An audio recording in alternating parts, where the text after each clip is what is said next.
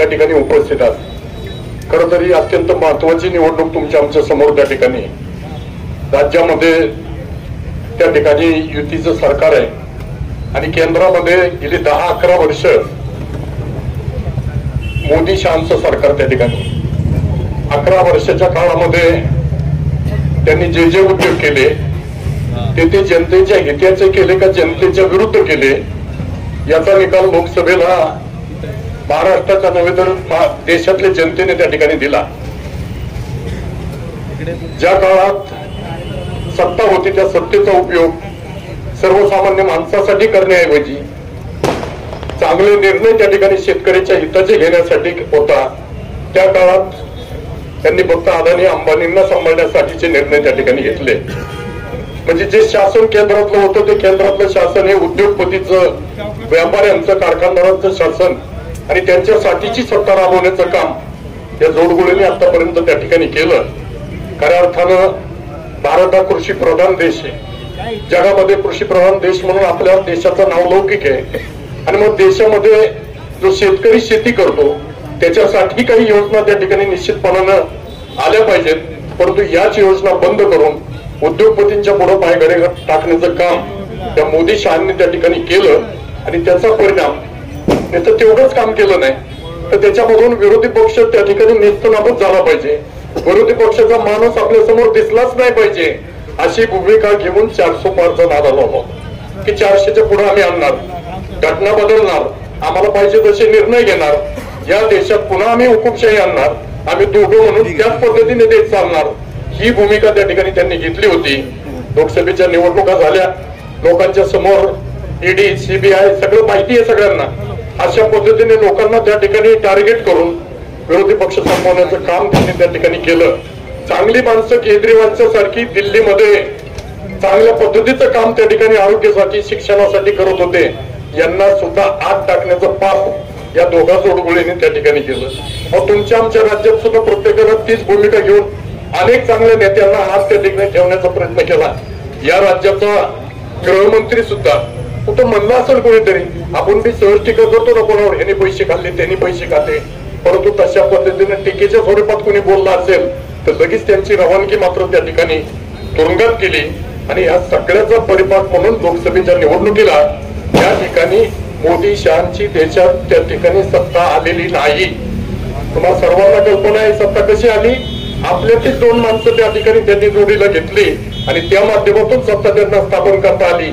आज उद्या महाराष्ट्राचा निकाल जर त्या ठिकाणी चांगल्या पद्धतीने महाविकास आघाडीच्या माध्यमातून लागणारच आहे, परंतु केंद्रातलं सरकार सुद्धा 4-6 महिन्यात त्या ठिकाणी राहणार नाही, त्या दोघांनाही त्या ठिकाणी बाहेर जावं लागेल, एवढी परिस्थिती आज देशातल्या लोकांनी निर्णय त्या ठिकाणी घेतलेला आहे।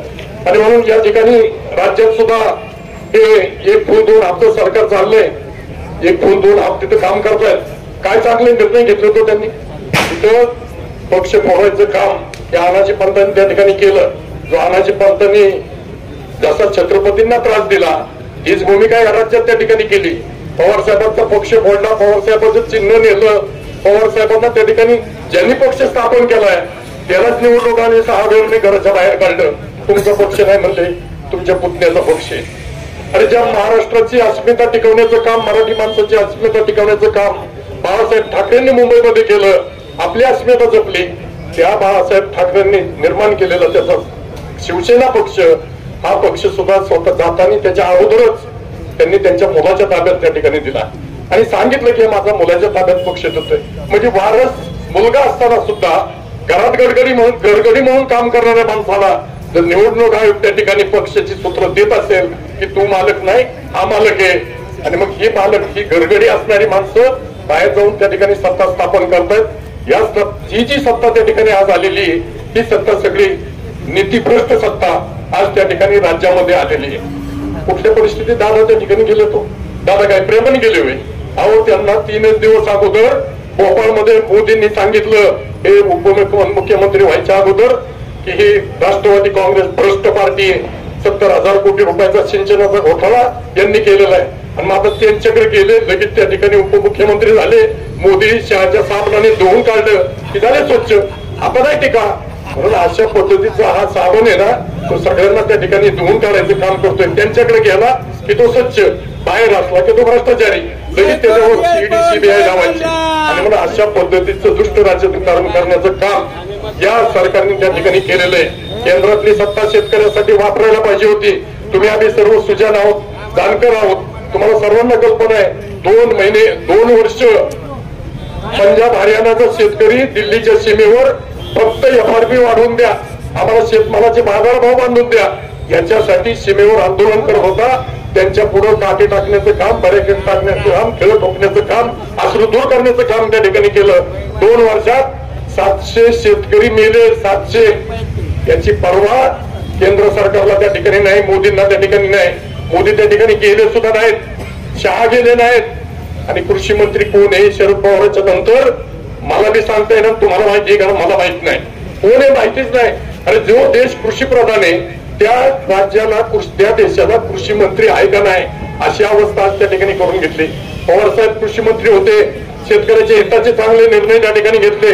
72,000 कोटी रुपयाची कर्जमाफी केली, शेतकऱ्यांना पूरक व्यवसाय कर्ज त्या ठिकाणी देण्यासाठी अनेक व्यवसायाला सबसिडी निर्माण करून दिली. अनेक व्यवसाय त्या ठिकाणी शेतीपूरक त्या ठिकाणी काढले. खतं, औषधं, बी बियाणं स्वस्त मिळाली पाहिजेत, शेतकऱ्याला त्या ठिकाणी आधार मिळाला पाहिजे, म्हणून शेतीच्या मालाला बाजारभाव बांधून दिला पाहिजे.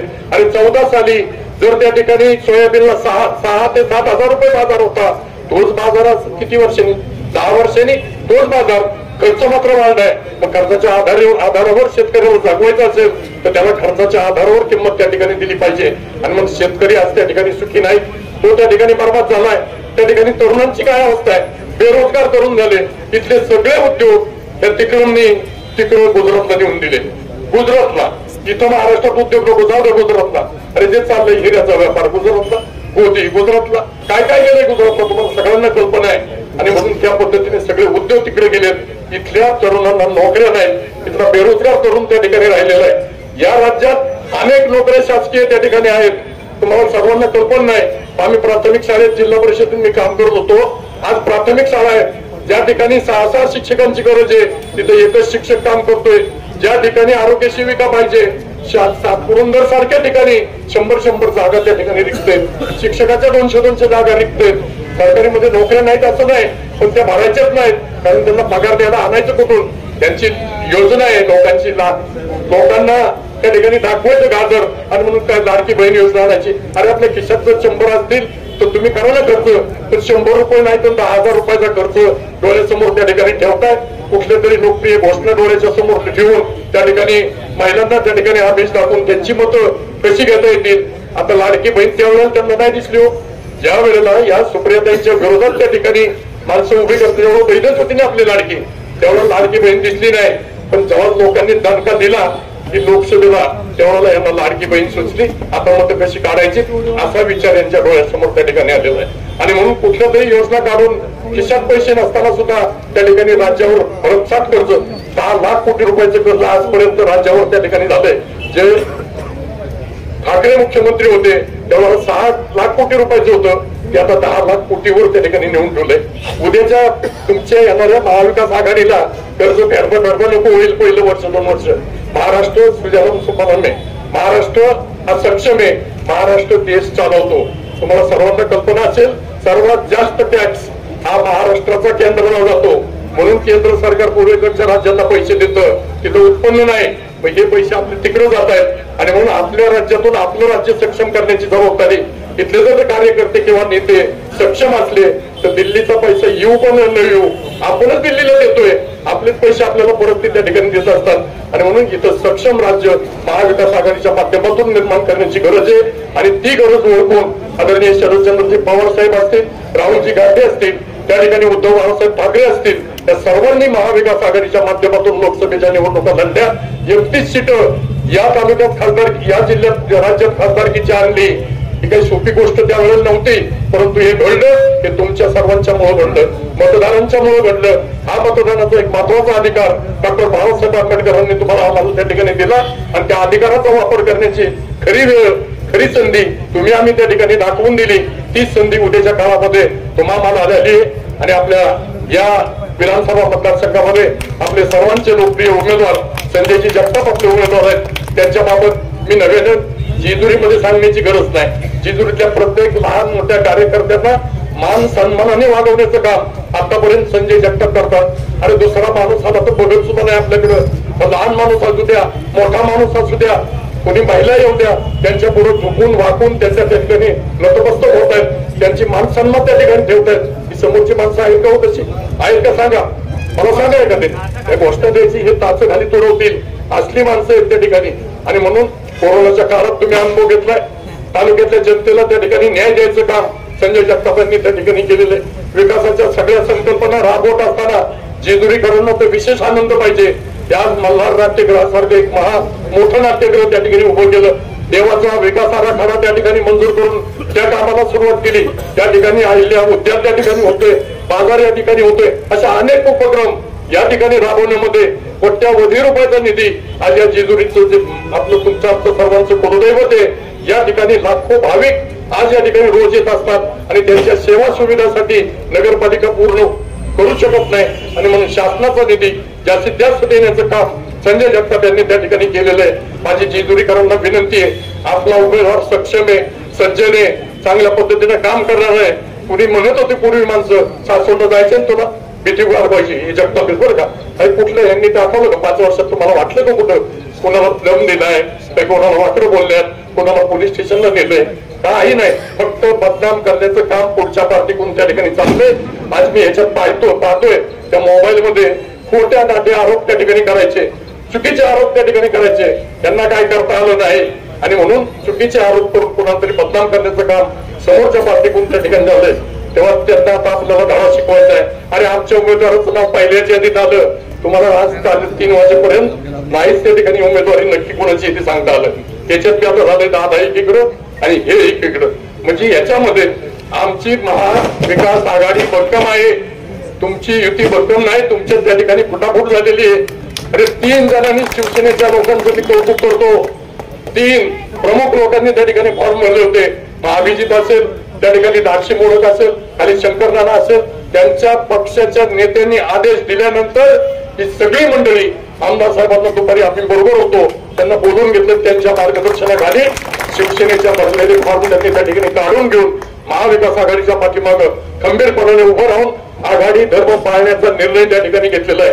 सुप्रियाताईच्या वेळेला तुम्हाला सर्वांना कल्पना होती, अडचणीच्या काळामध्ये आघाडी धर्म पाळण्याचं काम काँग्रेस पक्षाचे आपले आमदार इथले असतील किंवा त्या ठिकाणी बोर्डचे असतील सक्षमपणाने पाठीमागे उभं राहिले आणि सुप्रियाताईंना चांगल्या मतानं त्या ठिकाणी निवडून दिलं. आता आमची जबाबदारी आहे, आम्ही सुद्धा त्याच ताकदीने संजय जगतापच्या पाठींशी खंबीरपणाने उभं राहून जास्तीत जास्त मताचा डोंगर आपल्याला कसा करता येईल अशाच पद्धतीचं काम राष्ट्रवादी काँग्रेस असेल, शिवसेना असेल, काँग्रेस पक्षाचे आमचे सर्व सहकारी असतील, आपण सर्व मतदार बंधू भगिनी असतील, आपल्या सर्वांच्या कोण त्या ठिकाणी भविष्य काळात घडलं पाहिजे.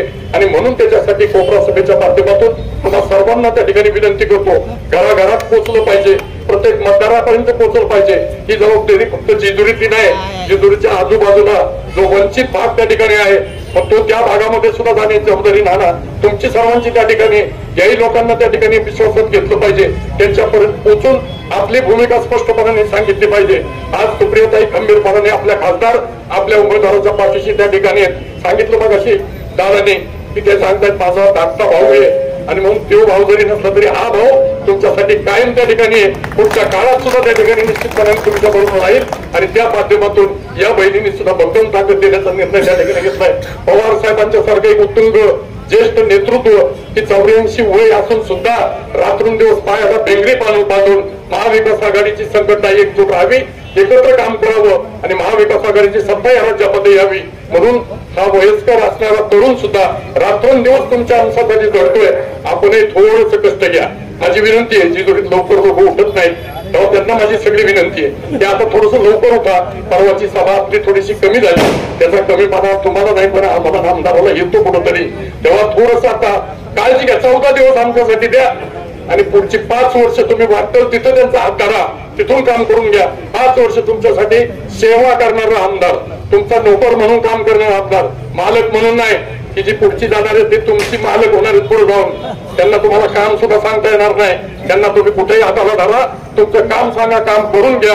अशा पद्धतीने 5 वर्ष सक्षमपणाने तुमच्या सेवेसाठी उपलब्ध असणारा आमदार तुम्हाला महाविकास आघाडीच्या माध्यमातून त्या ठिकाणी मिळणार आहे. आणि म्हणून उद्याच्या 20 तारखेला तुम्ही आम्ही सर्वांनी आपले तडफदार उमेदवार आणि महाविकास आघाडीचं नेतृत्व आदरणीय संजयजी जगताप यांना प्रचंड बहुमताने पंजाच्या बटन दाबून निवडून द्यावं अशी विनंती करतो आणि थांबतो. जय हिंद, जय महाराष्ट्र.